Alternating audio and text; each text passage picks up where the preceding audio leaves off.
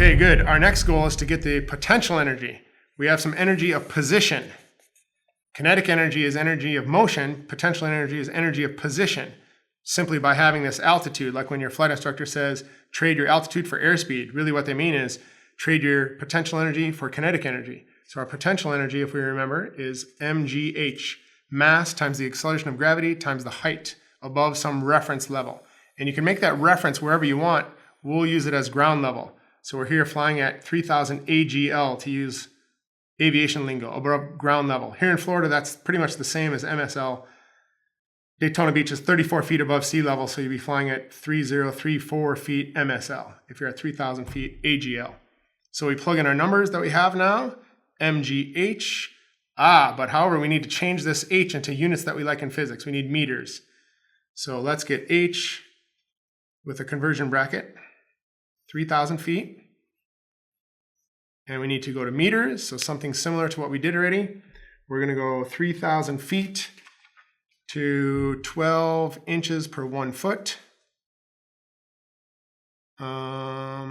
Feet cancel, 1 inch.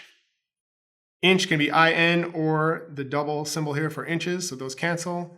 2.54 centimeters and 100 centimeters in a meter.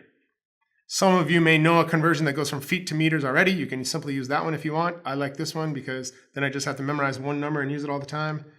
914.4 meters. Conceptually, this makes sense because we know a meter is about the same as a yard.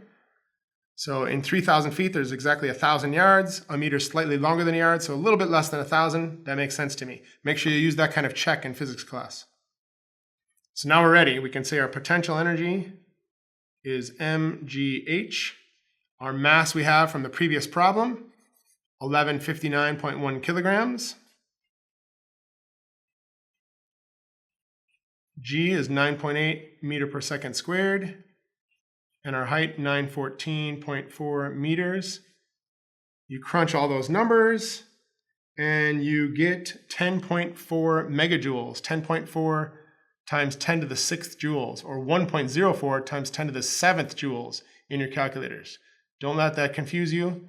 Move the decimal place one more place so that it equals 10 to the 6th on both. That way you can compare. And look at that, like a factor of 6 or 7 times more energy from position, from having that altitude. And the total energy is simply the sum of these two. Looks like 11.9 megajoules, 11.9 million joules. So we have a lot of energy that we want to dissipate and land as slowly as possible.